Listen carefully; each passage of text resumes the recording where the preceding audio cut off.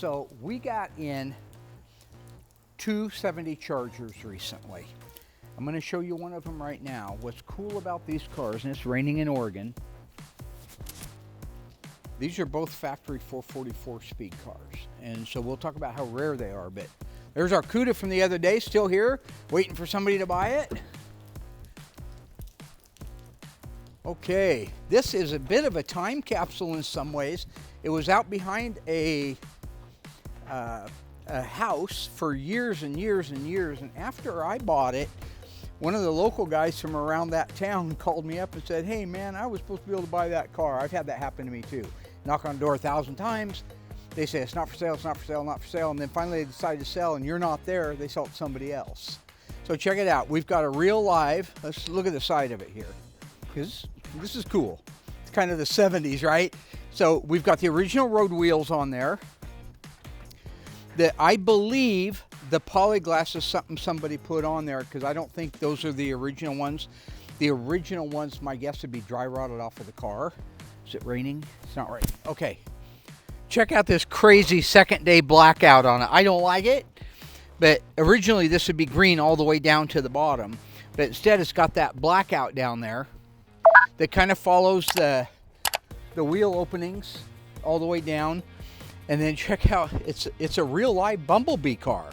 The Bumblebee stripe that's on there is factory.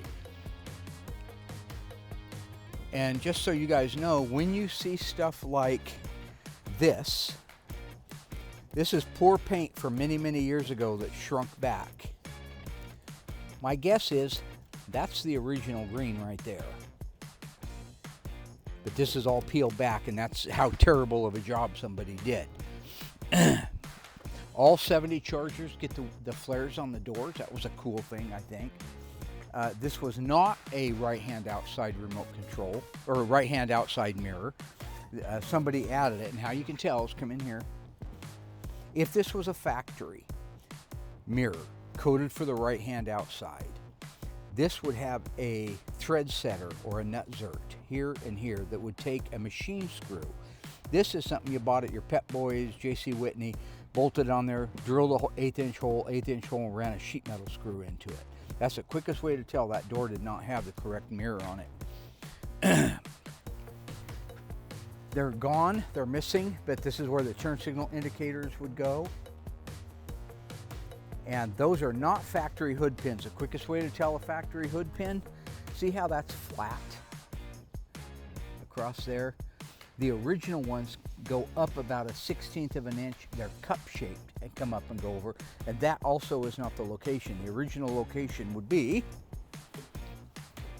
out here in this area. Somebody's added it there. So take a look under the hood. This is a date coded. It's not the original 440 Magnum, but it is a date coded one. It has the original 2996. Yeah. The original 2998 956 radiator. Look at the old hose, and still has a clamp on it. That's really cool. Look at the condition of the windshield washer bottle. Fantastic. The original screw that holds it down. If you go to the other side of that washer bottle, see that wire? That wire is the original ground wire for this motor, and it goes underneath that number 2 screw. Love that kind of stuff. Let's take a look at this fender tag over here. So here you can see 440 Magnum, 4-speed, Charger RT because of the S, U0G, there's the sequence code. It is F8, that is the color I showed you on the right quarter.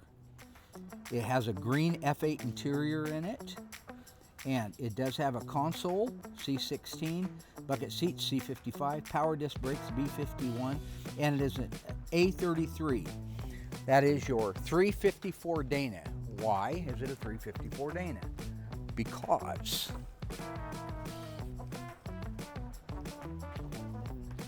you could only get a 354 Dana A33 behind a 4-speed. Now look down in the hole. The shifter's not in there. Look in the hole. There's your 4-speed hole. Look over there on the left-hand side. See all those pedals?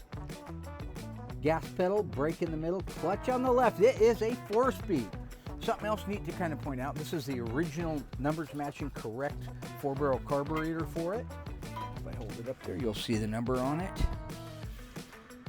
A 4737. 4737. Okay.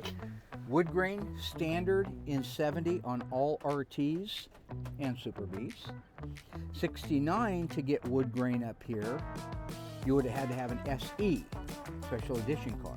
But in 70, you got wood grain if it was a factory RT car. Original green, this is the correct colors. These are correct. Here's your F8 green.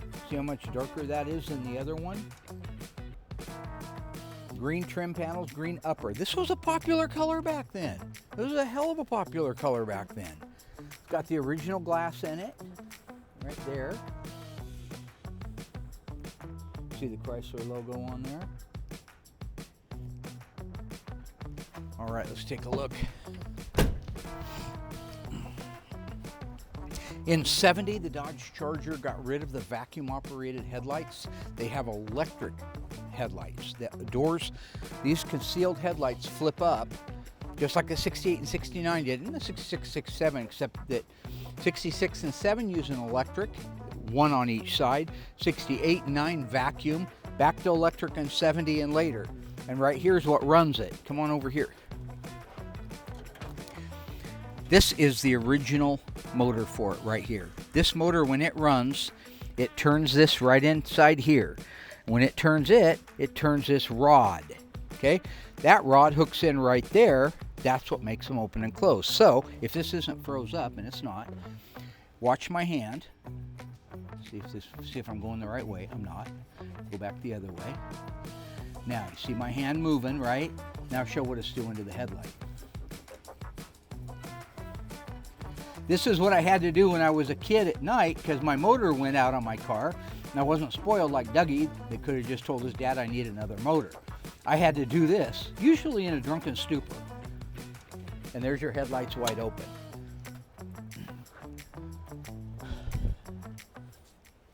Here's the most important thing besides the fender tag. Right smack there. That is the original dash VIN. You cannot reproduce it. If there's people doing it, it's not legal. The rivet, you see the shape of the rivet? That is called a rosette rivet.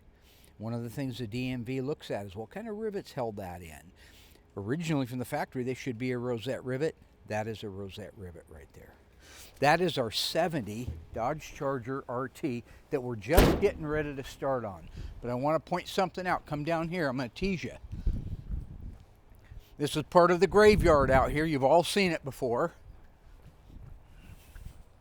I've got another 1970 Dodge Charger just in that screams 1970. More than my feathered hair. You see my feathered hair? That's 70s. I used to have more of it.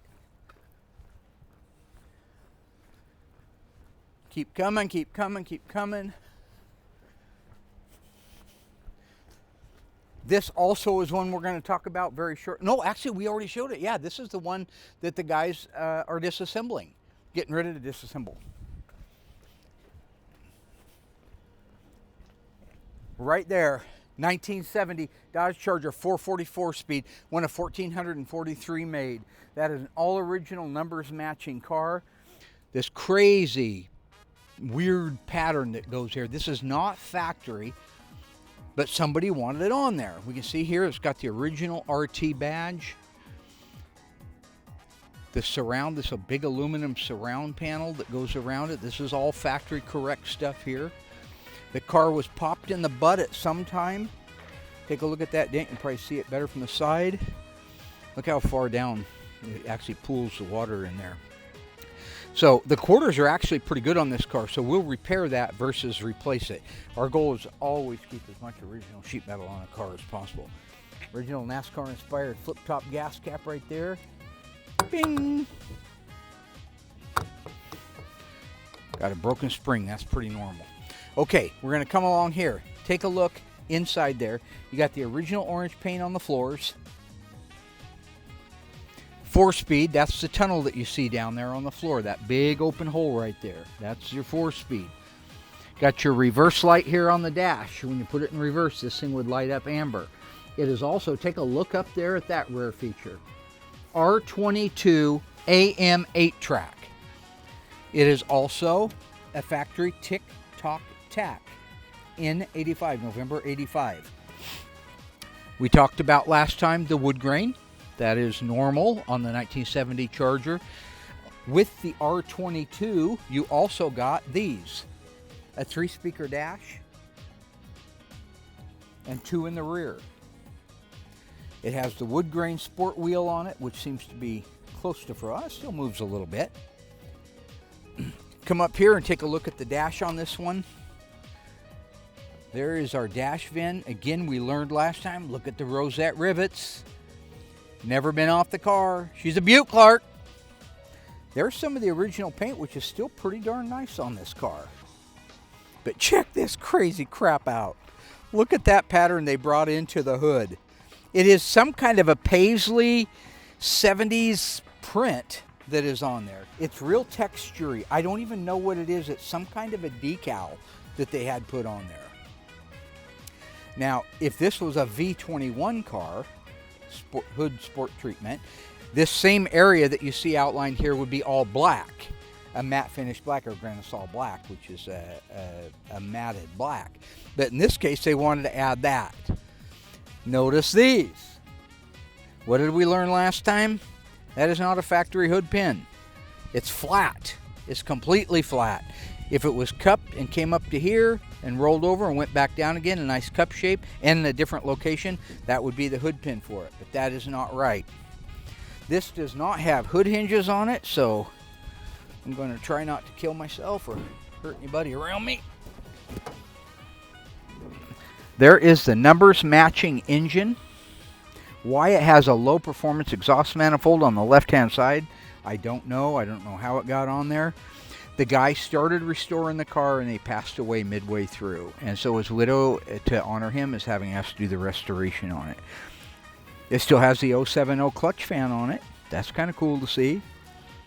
But really very solid. Look here, a little bit of rust underneath the battery tray area. It looks like they've done some horrible welding. We'll end up replacing that section. We have to have the car dipped. So before that, we have to take it apart completely and take it over to the dipper. Take a look at this here. The same paisley pattern on the RT. This is not correct, folks. This black stripe is, but this is not. This is the same weird-ass pattern that you see on the hood, and I love it. It was what people did in those days. It was, you personalized the car. You made the car your own. You bought a Charger. Maybe the guy down the road's got a Charger. This one has to stand out. 444 speed is not enough? Well, throw some groovy graphics all over it. You've got it again. This car is going to be absolutely stunning. We will not be putting the paisley back on it because he didn't do it. He bought it that way. If the owner had put it on in 1971 when he bought the car or whatever, whenever he bought it, believe me, I'd be scanning that and we'd be duplicating it. But in this case, it's not original to the car and it wouldn't mean anything to the family. If you look down the side, overall, rust on the bottoms of the quarters. We'll put section in on the right-hand side. Left one's in good shape. Take a look down the side.